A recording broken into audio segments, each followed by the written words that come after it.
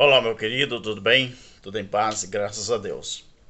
Meus queridos, falar uma coisa aqui pra você que eu nunca tinha falado nessa rede social aqui. Alguém, um religioso, ele chegou pra mim e me perguntou assim: Alberto, você não tem medo da mão de Deus ela vir sobre você? Esse negócio de você ficar falando do evangelho eterno, um evangelho que não existe, você não tem medo da mão de Deus? E eu disse: não.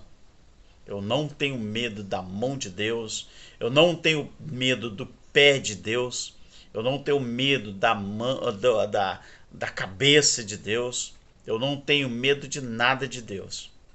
A única coisa eu disse para ele que eu tenho medo é medo de usar a Bíblia para pregar mentira para as pessoas. Disso eu tenho medo. Eu falei com ele, meu querido, eu já passei por coisas que você nem imagina. Eu já perdi o meu pai, eu já perdi a minha mãe. Perdi não. Na verdade, é uma força de expressão. Mas e o meu pai, né? A carne dele já pereceu. A minha mãe, a carne também já pereceu. Eu já perdi a minha irmã mais velha no hospital na hora de ganhar neném. Tanto ela como o filho, a criança, partiram na mesma hora. Não se salvou nem a mãe e nem a criança. Já perdi irmãos, já perdi irmãs. Eu já fui uma pessoa que fiquei 2 anos e 7 meses com depressão, na ânsia da morte. A minha depressão era uma depressão muito forte, sendo presbítero de igreja, a Assembleia de Deus, do qual eu fazia parte. 2 anos e 7 meses. Inclusive, era uma das pessoas que tinha maior influência na minha denominação, na minha cidade. Porque eu sempre fui metido a pregador, metido a conhecedor de Bíblia, e muita gente me considerava muito. Hoje não. Hoje nem aquela antiga paz do Senhor eles me dão mais. Porque eu abandonei o sistema. Então, para eles, você só vale alguma coisa se você tiver em conformidade com eles. Agora veja que interessante. E essa pessoa que me perguntou isso, ele me perguntou, claro que foi uma ironia. Foi ironia. E eu respondi, meu querido, eu, quando amo alguém, eu amo de verdade. A minha família tem uma tradição. Eu não sei se isso é indígena, que eu sou indígena, eu sou, não é? A minha mãe, a minha avó, minha mãe era índio mesmo da reserva aqui de Santa Cruz, no meu estado. Norte do estado do Espírito Santo tem uma reserva chamada Reserva de Santa Cruz, próximo à cidade de Aracruz, ou seja, anexo. E eu não sei se é isso, mas a minha família tem uma marca: só sabe amar se entregando. E devido a gente se entregar de verdade quando a gente ama, a gente sofre muito quando perde alguém ou quando esse alguém diz não pra gente. Dá um tchau. Embora. Vai embora, né? E eu falei com ele: me responda uma coisa. Qual realmente foi o motivo que levou você a fazer essa pergunta? E ele disse: não, porque o evangelho eterno que vocês falam não é bíblico. E isso que vocês falam é mentira. Eu falei: tá bom.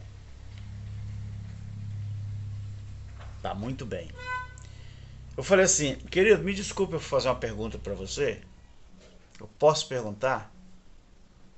E ele falou: pode perguntar. Eu falei: rapaz, é uma pergunta muito séria. Não é para humilhar você. Ele falou: não, pode fazer. Eu falei: você estudou até que série? Ele falou assim: por que você está fazendo essa pergunta? Eu falei: filho, você me ordenou fazer a pergunta. Eu quero perguntar de novo. Você estudou até que série? Eu falei, ô filho, fala pra mim. Ele falou, até quarta série. Eu falei assim, até a quarta série, né? E você é o quê? Por quê? Eu falei, ô filho, eu sei qual é a sua posição, a sua autoridade, eclesiasticamente falando. Você é pastor, não é? Mas você tem a quarta série. Aí eu falei com ele, olha, não é para te humilhar não, porque eu não faço isso com ninguém. Você me perguntou se eu não tenho medo da mão de Deus. E eu respondi para você que eu não tenho. Aí eu falei com ele assim, eu vou ler um versículo aqui e eu gostaria que você contextualizasse para mim. Ele falou, mas o que é contextualizar? Eu falei, meu querido, como você tem coragem de dizer, falar para mim que evangelho eterno não é bíblico e ao mesmo tempo você tem coragem de perguntar o que é contextualizar alguma coisa? Irmãos, você está vendo? Essa é a situação que o mundo religioso vive. Sem querer humilhar, nós não estamos aqui para humilhar, para menosprezar ninguém. Mas sabe quem é o responsável por isso? A situação desse irmão é o próprio sistema. É o sistema que faz isso com as pessoas. O sistema, para segurar alguém nas suas denominações, eles têm uma mania de consagrar, entre aspas. Eles têm uma mania de colocar posições nas pessoas. Eu falei com ele, meu querido, eu não tenho medo da mão de Deus, porque quando eu era presbítero, eu fiquei 2 anos e 7 meses com depressão devido a um problema emocional que eu passei. Eu falei, você não me conhece para estar fazendo essa pergunta. Na época que eu estava com depressão, falei com ele. Eu caminhava na rua vindo do trabalho, quando eu saltava do ônibus ou saía de dentro do ônibus com mochila nas costas, a minha vontade era de entrar na frente de um caminhão e dar fim à minha vida. Quando eu ia para casa, eu gostava só de chegar depois de 7h30 em casa, porque eu sabia que a minha mulher já estava na igreja, no templo.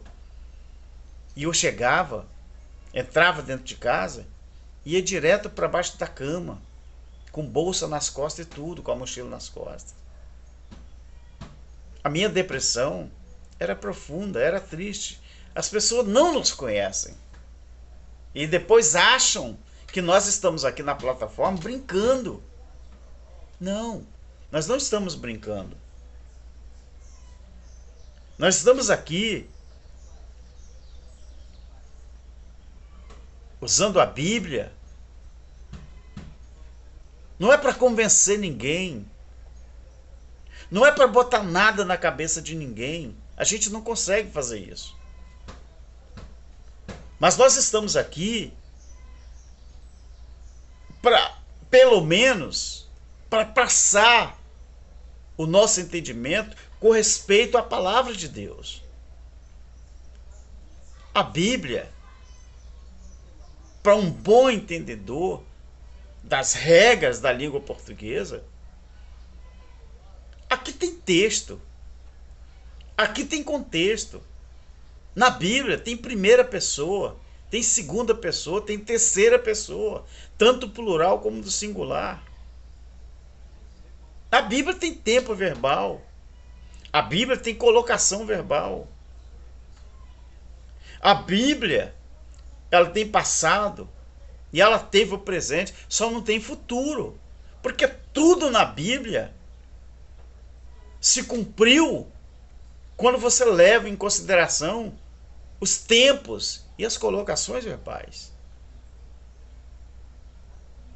E ele ficou olhando assim para mim e disse assim: como que você consegue entender do jeito que você entende? Eu falo: simples, meu filho. É só você respeitar as regras da língua em que a Bíblia está escrita, para nós, no caso, em português. A língua portuguesa tem regras. A língua portuguesa, hoje, no século XXI, ela tem mais de 300 mil palavras. Enquanto a língua hebraica está lá com os seus 8 mil palavras, a língua portuguesa tem mais de 300 mil. Agora imagina você, querido. Uma pessoa chegar e fazer esse tipo de pergunta sobre evangelho eterno, dizendo que não existe. Como se a gente estivesse aqui para brincar ou com brincadeira.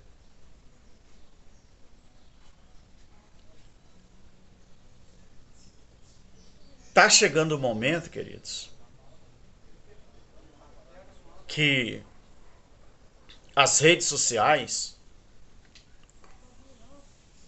ou elas vão fazer de conta que não vê, elas vão incentivar ou elas vão quebrar a gente pelo meio, limitando ou proibindo esse tipo de estudo. Porque esse tipo de estudo não viraliza. Falar do Evangelho Eterno não viraliza.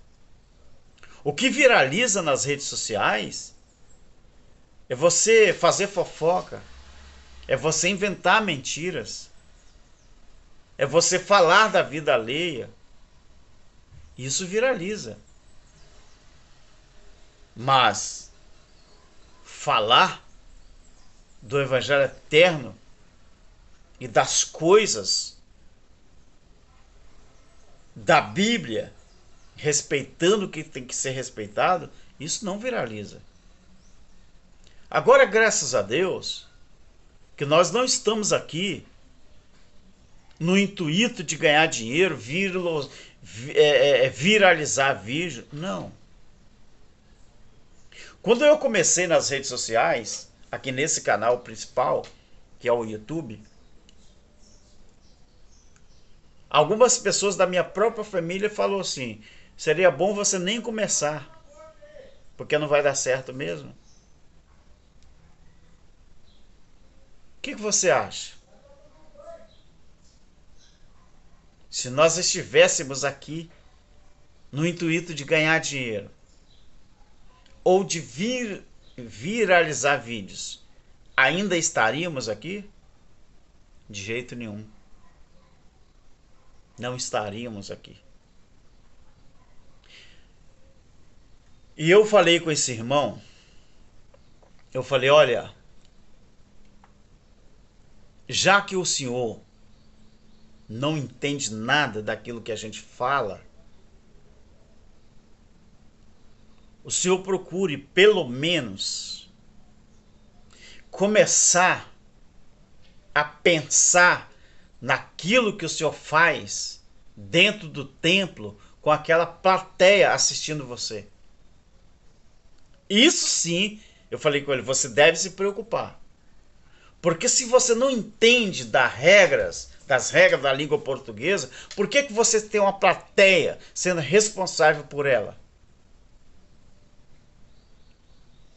Eu falei: nunca ninguém te indagou acerca de alguma coisa na Bíblia? Não, ele falou: não. Eu falei, sabe por quê? Ou eles têm medo de você, porque você fala que você é uma autoridade de Deus, ungido de Deus, então os membros da sua denominação ficam com medo de interrogar você. Mas eles têm medo de você porque talvez você use a Bíblia para ameaçar essas pessoas. Foi assim que eu falei, filho. Eu falei desse jeito. E ele disse, mas não é assim que acontece. Eu falei, pode até não ser. Pode até não ser. Mas os religiosos têm esse costume de usar a Bíblia para ameaçar pessoas. Aí eu falei, eu não tenho medo de Deus. Eu tenho medo de um dia querer usar a Bíblia para amedrontar as pessoas. Disso eu tenho medo. Meu querido, Deus te abençoe. Estamos juntos. Olha, se inscreve no canal, compartilhe o nosso trabalho, deixe o seu comentário. Olha, e você quer nos ajudar financeiramente com qualquer quantia? O que você me ajudar, eu estou compartilhando com um grupo de irmãos lá na África, tá bom? Eu daqui a uns dias vou colocar o link nos meus vídeos para você também, se quiser participar. Então toda vez que você ajuda Alberto Lírio, eu também compartilho lá na África com um grupo ali que estão fazendo trabalho social com crianças, tá bom? Deus te abençoe e olha, deixa o like no início do vídeo, tá bom? Estamos juntos, queridos. Tchau.